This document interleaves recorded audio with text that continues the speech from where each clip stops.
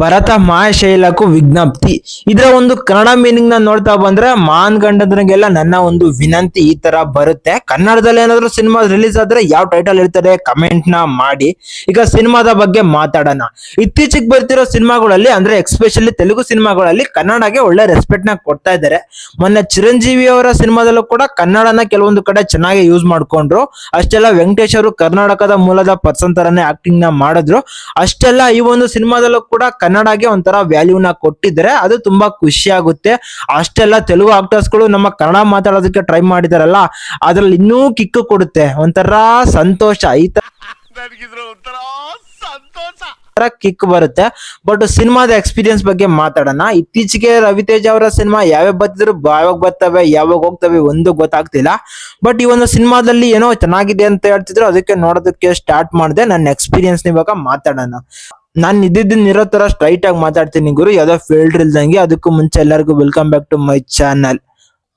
ಭರತ ಮಹಾಶೈಲಕ್ಕೂ ವಿಜ್ಞಪ್ತಿ. ಈ ಒಂದು ಸಿನಿಮಾದ ಕತೆ ವಿಷಯಕ್ಕೆ ಬಂದ್ರೆ, ನಮ್ಮ ಹೀರೋನ ಅವನ ವೈಫು ಗಂಡ ಶ್ರೀರಾಮಚಂದ್ರ ಅಂತ ಅನ್ಕೊಂಡಿರ್ತಾಳೆ. ಬಟ್ ಗಂಡ ಫಾರಿನ್ಗೆ ಹೋದಾಗ ಒಂದು ವುಮೆನ್ ನ ನೋಡಿ ಇಷ್ಟ ಪಡ್ತಾರೆ. ಇಬ್ರು ಕೂಡ ಒಂದಾಗ್ತಾರೆ. ಆಮೇಲಿಂದ ಅವನು ಹೀರೋ ನಮ್ಮ ದೇಶಕ್ಕೆ ಬರ್ತಾನೆ, ಹೀರೋಯಿನ್ ಕೂಡ ಅಚಾನಕ್ ಆಗಿ ನಮ್ಮ ದೇಶಕ್ಕೆ ಬರ್ತಾರೆ. ಆಮೇಲಿಂದ ಏನೇನ್ ಸಿಚುವೇಶನ್ ಆಯ್ತು ಎಲ್ಲ ಕೂಡ ನಾವು ಸಿನಿಮಾ ನೋಡಿ ತಿಳ್ಕೊಬೇಕಾಗುತ್ತೆ. ಲೋ ಗುರು, ಇದನ್ನ ನಾವ್ ಯಾವ್ದೋ ಕಾಲದಲ್ಲಿ ರವಿಚಂದ್ರನ್ ಅವರ ಸಿನಿಮಾ ನನ್ನ ಹೆಂಡತಿರಲ್ಲಿ ನೋಡಿದೀವಿ ಅಂತ ನೀವ್ ಹೇಳ್ತಿರ್ಬೋದು.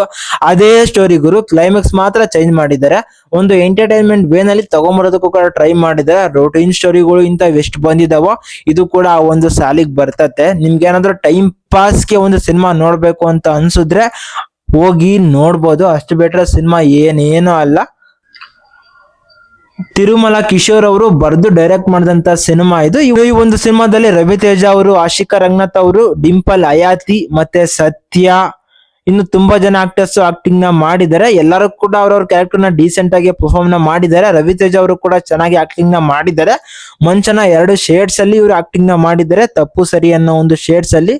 ಅದೆಲ್ಲ ಓಕೆ. ಕ್ಲೈಮ್ಯಾಕ್ಸ್ ಮಾತ್ರ ಯೂಸ್ ಇಲ್ಲ, ಫಿಲಮೇ ಯೂಸ್ ಇಲ್ಲ. ಕ್ಲೈಮ್ಯಾಕ್ಸ್ ಮಾತ್ರ ಇನ್ನೂ ಎಕ್ಸ್ಪೀರಿಯನ್ಸ್ ನ ಹಾಳು ಮಾಡ್ತು. ನನ್ ಸಿಚುವೇಶನ್ ಅಂತೂ ನನ್ಗೆ ಸಿನಿಮಾ ಇಷ್ಟ ಆಗ್ಲಿಲ್ಲ. ಸೊ ರವಿತೇಜ ಅವ್ರು ಯಾವಾಗ ಕಮ್ ಬ್ಯಾಕ್ ಮಾಡ್ತಾರೋ ನೋಡ್ಬೇಕು. ಅವ್ರಿಗೆ ಇತ್ತೀಚೆಗೆ ಒಳ್ಳೆ ಸಿನಿಮಾಗಳು ಬರ್ತಾ ಇಲ್ಲ. ನೋಡೋಣ ಅವರು ಯಾವಾಗ ಕಮ್ ಬ್ಯಾಕ್ ಮಾಡ್ತಾರೆ ಅಂತ. ಇನ್ನು ಸಾಂಗ್ಗಳು ಕೂಡ ಇನ್ನಷ್ಟೊಂದು ಇಂಪ್ರೆಸಿವ್ ಆಗಿರ್ಲಿಲ್ಲ. ಕೆಲವೊಂದು ಕಡೆ ಕಾಮಿಡಿ ವರ್ಕ್ ಆಯ್ತು, ಅದು ಮಾತ್ರ ಇಂಪ್ರೆಸಿವ್ ಆಗಿತ್ತು. ಅಷ್ಟು ಬಿಟ್ಟು ಇನ್ನೇನೇನು ಇಂಪ್ರೆಸಿವ್ ಆಗಿಲ್ಲ. ಸಿನಿಮಾ ನೋಡ್ಬೇಕು ಅಂದ್ರೆ ನೋಡಿ, ಫ್ಯಾಮಿಲಿ ಜೊತೆ ಕೂಡ ನೋಡ್ಬೋದು. ಏನಂತ ಬ್ಯಾಡ್ ಸೀನ್ಸ್ ಏನಿಲ್ಲ. ಹೋಗಿ ನೋಡೋಂಗಿದ್ರೆ ನೋಡಿ. ಇಲ್ಲಿವರೆಗೂ ವಿಡಿಯೋ ನೋಡಿರ್ತೀರಾ ಅಂದ್ರೆ ಈ ವಿಡಿಯೋ ನಿಮ್ಗೆ ಸ್ವಲ್ಪನಾದ್ರೂ ಇಷ್ಟ ಆಗಿರುತ್ತೆ. ಒಂದು ಲೈಕ್ ಹಾಕೊಳ್ಳಿ, ಚಾನೆಲ್ ನ ಸಬ್ಸ್ಕ್ರೈಬ್ ಮಾಡ್ಕೊಳ್ಳಿ, ಕಮೆಂಟ್ ನ ಮಾಡಿ. ಮತ್ತೆ ಇನ್ಸ್ಟಾಗ್ರಾಮ್ ಅಲ್ಲಿ ನೋಡ್ತಿದ್ರೆ ಈ ಒಂದು ವಿಡಿಯೋನ ಲೈಕ್ ಮಾಡಿ, ಪೇಜ್ ನ ಫಾಲೋ ಮಾಡಿ, ನಿಮ್ಮ ಫ್ರೆಂಡ್ಸ್ ಕೂಡ ಶೇರ್ ಮಾಡಿ. ಈ ಒಂದು ಸಿನಿಮಾ ಅನ್ಅಫಿಷಿಯಲಿ ನಾನು ನನ್ನ ಹೆಂಡತಿರು ಸಿನಿಮಾದ ರೀಮೇಕು. ಇದಾಗಿತ್ತು ನನ್ನ ಒಂದು ರಿವ್ಯೂ. ಮತ್ತೆ ಸಿಗ್ತೀನಿ, ಬಾಯ್.